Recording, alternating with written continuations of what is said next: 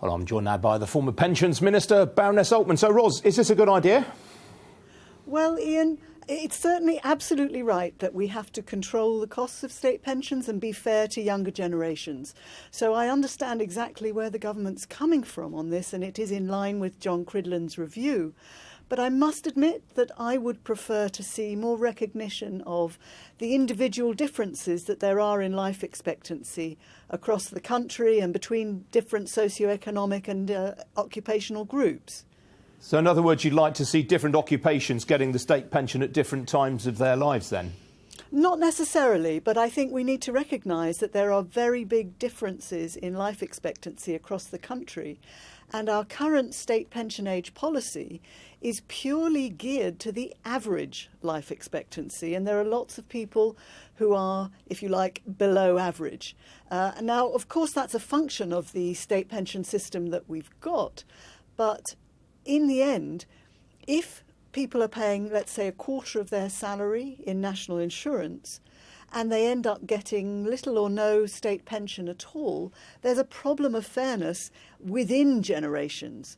So perhaps allowing people to take their state pension sooner, either because they've had a very long contribution period into national insurance, let's say someone who had a very heavy manual labour job, left school at 15 or 16, allowing them to get their state pension from, say, 65 or 66 if they've contributed for 50 or more years to national insurance, would still control the costs, because not many people would end up with exactly 50 years worth of contributions, and we have to control the costs, but we need, I think, to have more flexibility. Yeah, this is going to affect a lot of people who are 46, 45, 47. I mean, does this give them long enough to get their houses in order and to arrange for them to save more? Well, one of the big issues that we've got, of course, is that people need to know what the state pension age might be. And at the moment, there are a lot of people who haven't been well informed about their state pension age.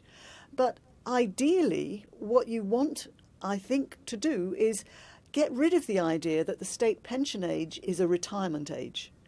Actually, a lot more people are now going to be able to work longer. That's fantastic news. People are living longer and generally can be healthier as well and can work because work isn't so physically demanding. And if we had a range of ages so that you don't expect there's one magic age when you suddenly stop work, that would, I think, help the labour market, and it would give people a better lifetime income. Right now, unfortunately, the way our state pension system works, it's only geared to help those who are healthy and wealthy enough to wait before they get the state pension. Yeah, so if you wait longer, you can get more state pension, but if you really, really desperately need it sooner, you can't get a penny. Yes. Now, looking at the practicalities of this, the government has said it's not going to legislate on this, but actually leave it until 2023, when the next strategic review, or the next review of the state pensions age comes in. I mean, isn't there a danger that the government is kicking this problem down the road for a future government to have to deal with?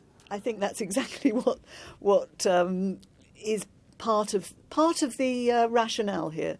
We are going to have another review of state pension age in the next Parliament anyway, and to be honest, our state pension system, our national insurance system, when it comes to retirement support, is deficient and needs review in any case, because right now all there is for retirement, really, on a national level, is the state pension. There is nothing for social care that people might need, extra income if they can't live independently in advanced old age. If Beveridge was designing our national insurance system today, he would obviously include some provision, national insurance type provision, for those who live till much later life. So while we're looking at all of that, while we're looking at those issues, and the government has to address the social care crisis, and we have to help fund social care across the country and for future generations, then that will be an opportunity to look at it. Very briefly, what about this issue of intergenerational unfairness? There's already a lot of resentment about the cost of the triple lock. I mean, again, this is just feeds the idea that the baby boomers have consumed all the wealth and subsequent generations are going to have to pay for it. Well, there is no doubt that the state pension in future is going to be lower for future generations. That's part of the new state pension.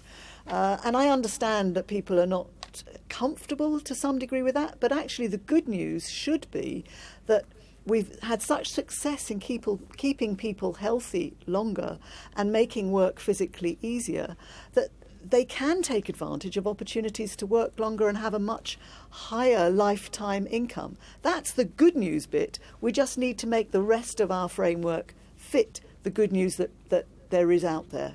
All right, Ros Altman, Baroness Altman, appreciate you joining me. Thank you.